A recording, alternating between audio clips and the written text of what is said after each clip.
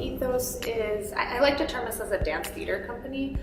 My goal mostly is to make art that is relatable to people and that has power to get people thinking. The work that we do in our rehearsal process is really collaborative. It's deeply fueled by a personal story, and sometimes that's what you're actually getting on stage, or sometimes it's coupled with this other thing that might be more pop culture or more familiar. And we use those kind of combination of tactics to make the piece as relatable and the message as universal as possible in effort to help everyone feel connected to what we're doing. And so that nobody leaves the show saying, I don't understand what that was, or I don't know how I'm supposed to relate to that.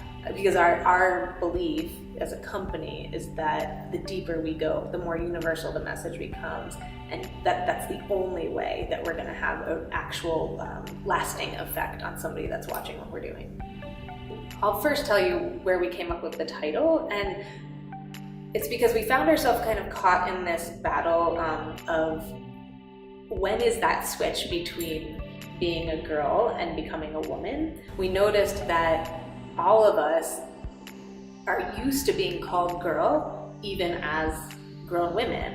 And so that was part of our confusion of like, well, is it an age that makes us a woman? Is it an experience? One place we started was in looking at our relationship with our mothers, which for each of us was quite different. And even if we had a mother that was, a strong feminist and kind of powerful woman in that way, the areas of her that were still tainted by those societal things we're talking about. We all have this we've been poisoned a little bit with this idea of what women and girls are supposed to do and look like, and that often started with those women we were surrounded by from that very early age. Girl woman is created from this idea of like we're still caught in an unhealthy pattern that needs to be recognized by everybody, equally recognized by women, that at this point we play a role in it too, and if we don't make it stop, then it will keep going. I also really think that watching art or being a part of art is one way as humans that we get to take the mess of the world that we have to exist within